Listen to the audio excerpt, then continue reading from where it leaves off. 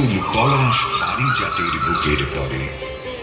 সেইখানে মোর পরাণ খানি যখন পারি বহে আনি, নীলাজ রাঙা পাগল রঙে রঙিয়ে নিতে থরে থরে।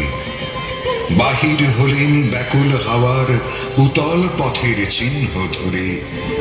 ওগো তুমি রঙের পাগল, ধরব তোমায় কেমন করে? কোন আড়ালে লুকিয়ে রবে, তোমায় যদি না পাই তবে? রক্তে আমার তোমার পায়ের রং লেগেছে কিসের তরে?